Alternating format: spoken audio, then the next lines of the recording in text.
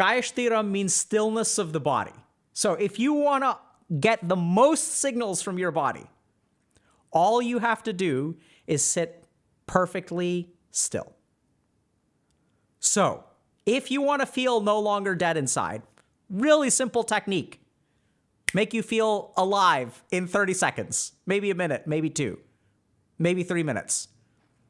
No, Cartoon Jesse, no. So someone's saying, I do that all day long. No, you do not. You do not do Kaya Shtiram. I'm almost 100%. This does not mean sit in a chair. What I'm doing right now is not Kaya Shtiram because I'm moving. So we are going to close our eyes. We are going to sit perfectly still. And we are going to prepare ourselves for the torrent of internal signals that we're going to get, and we're not going to respond to a single damn one. You have an itch on your nose, you're not going to move. Some part of your body is falling asleep, not going to move. This feels weird, you want to move it, it's uncomfortable, not going to move. Okay? You can breathe. So you keep your muscle twitch. If it twitches automatically, that's fine. But we're not going to let it move. We're going to notice the twitch, and we're going to ignore the twitch. That sounds horrific. You're damn right. That's why y'all are dead inside, and you want to be not dead inside within like 3 minutes in 180 seconds. You want Dr. K to teach you the secret? Yeah, it's going to be like, it's not going to be fun, but you can do it. Okay, so this is what we're going to do. We're going to sit up straight. So try to keep your back straight. Okay, you can adopt a meditative posture if you want to.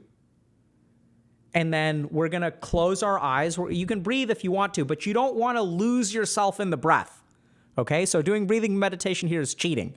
What we want to do is maintain stillness of the body. Notice stillness of the body, okay? And we're going to try to do it for like 3 minutes, okay? So sit up straight, close your eyes. We're going to count back from 10 to 1, and then we're going to be perfectly still, okay? 10, 9, 8, 7, 6, 5, 4, 3, 2, 1. And now we're still for 3 minutes.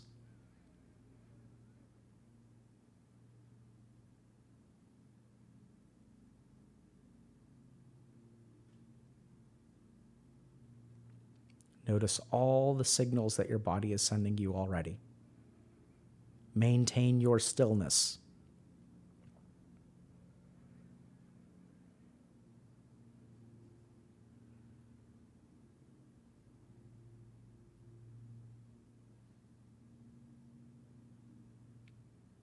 Notice the slight postural disturbances.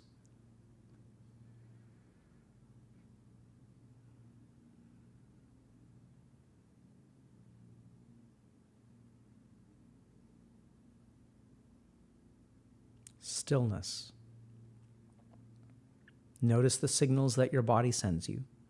Maybe you're noticing hunger, an itch, a discomfort.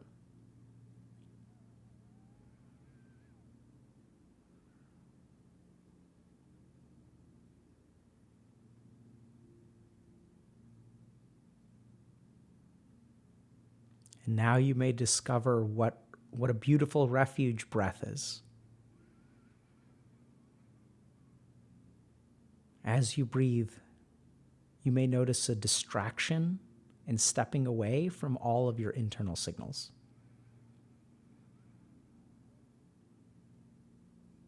Notice how each breath is a blessed relief from stillness. No smiling. Now slow down the breath. You don't get to hang out in that refuge for too long. Return to stillness of the body. Breathe slowly. Focus on every physical sensation.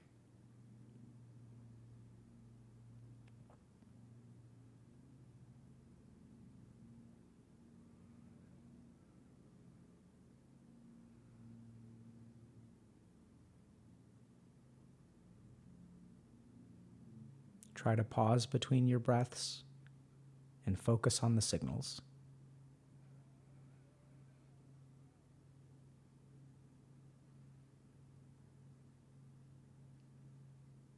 Now we're going to try to keep going for 2 more minutes. Notice what your mind does. Does it rebel?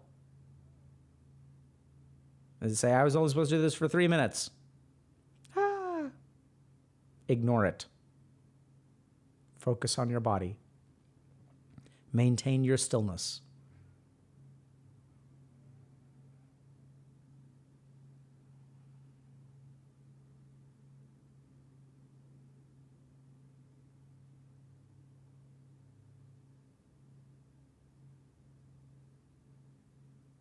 Good. Find refuge in the breath if you need to. If you're really, really struggling to move, deep breath in and out. Slow.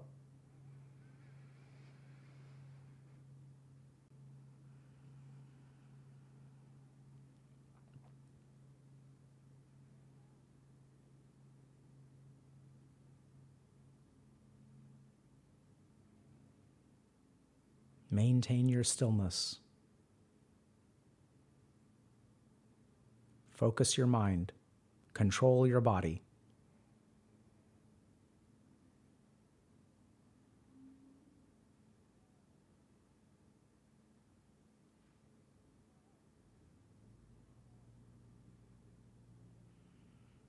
And now notice all the signals you're getting. In the span of these 2 or 3 minutes, the struggles you've endured, the signals from your body, and also how alive you feel when you breathe. Deep breath in. And notice that vitality within you. And now we're going to count back from 10 to 1. And after we hit 1, we'll be able to move and relax our body.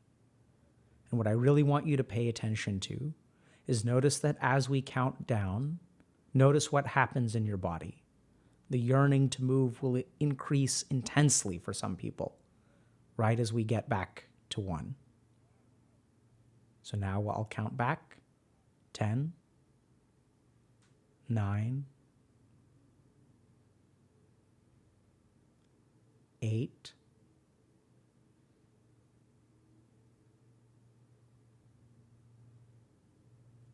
7,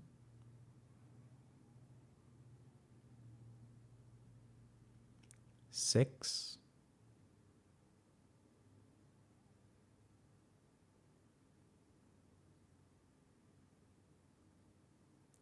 5.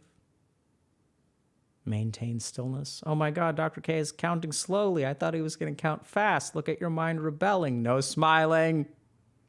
No smiling. Stillness. 5. How long is it going to take him to get back to 1? Oh my God. We can do this for a while. Ignore all of those thoughts. Maintain your stillness. Focus your mind. No moving. Refuge in the breath if you need to.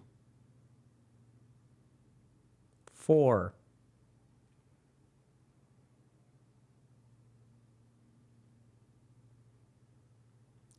3.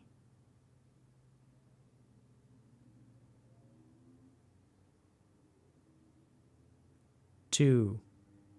Oh my God, that last second, when is he going to hit it?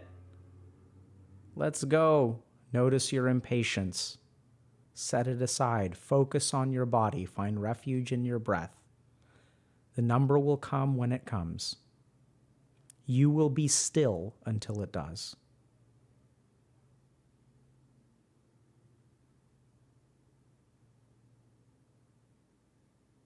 One. And relax.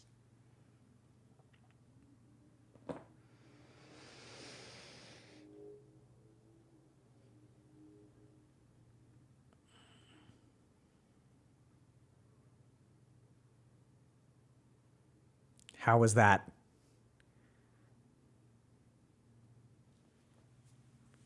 Okay, good. That is the right answer. Okay? I had to laugh. Why do I feel nauseous? I hated it, but also liked it. then you're doing it right. It took so much effort. Is swallowing okay? I felt wobbly. That's crazy. Listen, let me explain something to y'all. We just sat still for like 5 minutes. That's all it was. That's just sat still for like literally. What we did is sit still for 5 minutes. Right? Like, that's all we did. Like, that's not a thing. And notice how rich your internal environment is. Holy crap. If sitting still can for 5 minutes offers so much in life, both good and bad, think about how empty the rest of our life is. Like how we're living empty lives because we're not living them mindfully. Every experience of your life can be as intense as that. Every bite of food you can eat, as intense as that. Every time you step into the sun and feel the sun on your face, as intense as that. Living life with intensity, finding, like, losing track of, like, this person that you are inside, you feel dead inside. Yeah, it's because we don't live life like that. We live life like in a fucking haze. Sitting still for 5 minutes can be such a wealth of experience. Intense, man. Like the relief you feel at the end, the struggles with your mind. It's like, you know what I was envisioning that y'all are doing, what it felt like to me? I could feel it. It felt to me like you're the captain of a ship in stormy seas, and the seas are trying to like break your ship apart, but you're holding steady in your course. And then even though you're getting rocked and bumped and there's gale force winds and all this kind of stuff, you're going to keep the ship going in the direction you tell it to go. And somehow, like, suddenly now breathing feels amazing. Like, who knew that breathing could feel so good? Moving, which we do all the time, just fidgeting, can feel amazing. And it's all about up here, right? This is the biggest problem that we've lost track of, is we've started to believe that living a life of fulfillment is like comes from the outside. And when all these fucking Instagram gurus, right, of which we may be guilty, who knows? I don't even really understand. We'll say like, oh my God, you have to like live life, like happiness comes from within. Like, what do you think people mean when they say that? 90% of them don't know what they're talking about. But the 10% who are actually saying this is what it means when fulfillment and like life comes from like within, like this is what they mean. It's because they figured out that our internal experience of things is where like intensity and passion and enjoyment comes from. Even negativity can be intense. Like, can you imagine if you were just relaxed that whole time, like how empty that experience would have been? Like if you were just chilling and comfortable, like laying in the sun and like really, like sure it'd be like enjoyable, but like just think about like what you accomplished. You sat still for 5 minutes. It's so intense. Right? So like that's the thing. So, you know, if y'all are feeling dead on the inside, you got to get in touch with yourself. But everyone's like, oh, like get in touch with your inner child. Like, oh my God. You know, like what does that mean? This is how you do it. Like literally, this is what you have to do. When you eat food, when you exercise, it doesn't have to be exercise. Just do something that gets your body to send you signals and be with those signals. Right? I feel like this would have been even more intense if we did it in total silence. You're absolutely correct. And you're not ready for that, which is why I was there with you. Right? So next time, you're going to be on your own without Dr. K.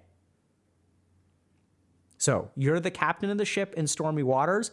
Dr. K is the little tugboat that's along for the ride and is going to be giving you all a hand. But when you're ready to go sail into those waters on your own, could be today, could be now, could be tomorrow, then by all means do it. And you're damn right it's going to be way harder. Right? 5 minutes with yourself. Okay? So how do you get in touch with yourself if you feel dead on the inside? This is how. The process of getting in touch with yourself can literally be trained. Right? So let's kind of recap and wrap up. Number one, oftentimes our early years are filled with joy and light and excitement. And then sometimes our 20s hit. And then like things happen, right? And this vision of the world that we had starts to like fall apart. And it's not what I thought it was. It's not as fun as I used to be. Like, your excitement for life goes. Like, as life, drags you through crap, it extinguishes the desire to live from you, the excitement for life. Then what happens is we sort of get stuck in this situation where we're chasing dopamine. We're chasing enjoyment of the mind and losing sight of ourselves in the process. Because you can watch YouTube for 8 hours a day. Like, you can do that, but you're not gonna look like, there's gonna be it'll entertain your mind, but the rest of you will become empty. And then what happens is we start to struggle because we don't have motivation. We have no desire. In here, there's nothing coming out of this. There's no I don't feel like doing anything.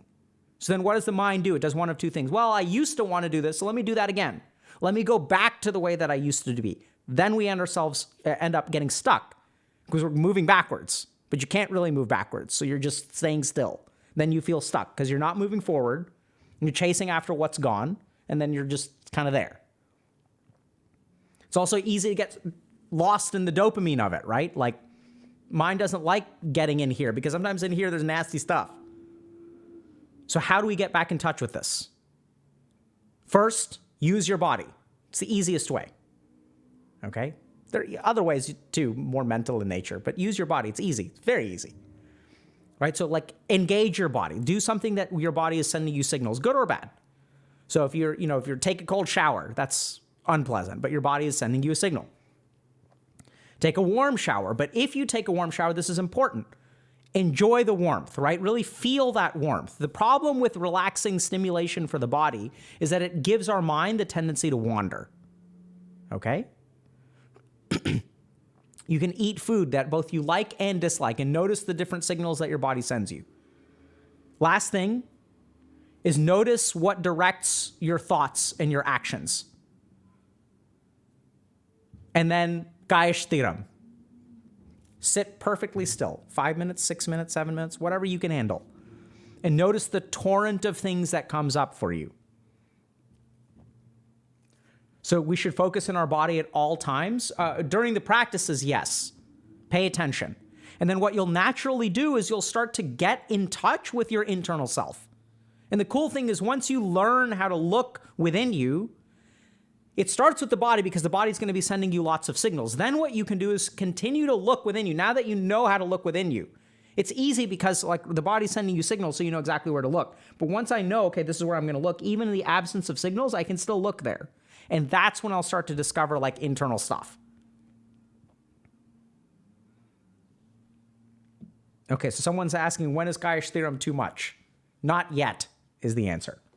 So I think you can do this practice for 20 minutes at a stretch. Once you've trained your body properly, you can easily do it for 20 minutes. Some yogis will do it for days, right? So I don't recommend that. But I'd say 20 minutes of stillness is good. Okay?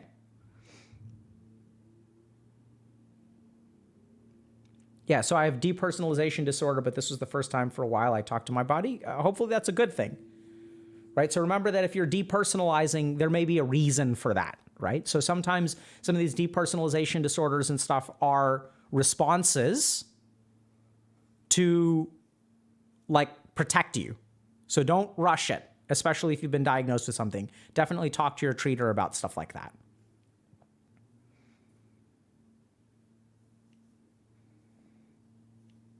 Got it? 5 minutes and then build up to 20? Absolutely.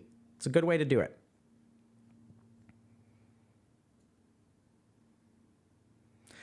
Days after that, I'd feel like I'm walking on air. Now y'all understand why enlightenment leads to happiness.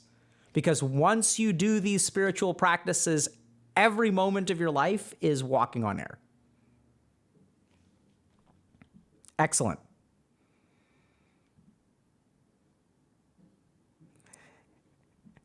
Someone saying, hey, sorry, just tuned in. What do you let your mind do while staying still? Oh, your mind isn't going to be, your mind will have plenty to do. All you have to do is try not to move, and your mind will be occupied. Don't worry about it. Go back and watch the VOD and do the practice. Okay? It's okay. So it's a great question. I'm laughing because I think chat just experienced something. I'm not trying to keep you out. Seriously, you should go watch this. It's just, so I want y'all to notice that question and notice the questions of the intellect and how absurd the questions of the intellect can sound to someone with experience. Do y'all get that? It's like the question is completely appropriate, right? So this is someone who's smart, is figured out, okay, like if I'm focusing on my body, what do I let my mind do? Isn't meditation about focusing the mind? It's an excellent question, right? And also like completely irrelevant. So once you do the practice, you'll see that your mind, I mean, maybe you do have to occupy your mind. I'm not sure. So if you're able to do Kaya Shtiram without any difficulty, then you probably want to move on to a more mental meditation, which is like mantra or something like that. That's what I would recommend. All right. Okay, next one. Yeah, so I noticed that when we were counting down the last 10 seconds slowly, I was getting more and more anxious, closer to being done. Yeah, that's why I was counting slowly, to make it harder for you. Because y'all were such chads. Y'all were doing so good that we had to make things difficult. Right?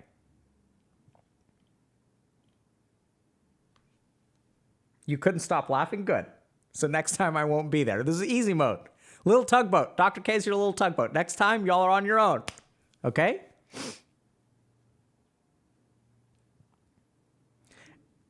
So here's the other thing.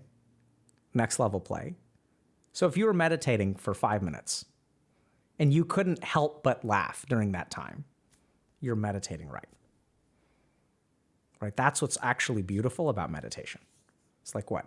You were laughing for 5 minutes without any kind of joke or funny video or TikTok or anything like that. You were just sitting with yourself and like couldn't suppress laughter. You're doing it right. Right? So is someone saying, what if you're crying? You're doing it right. Right? So whatever is within is coming out. You're in touch with yourself. This is an antidote to being dead on the inside. Y'all get this? It's very important to understand.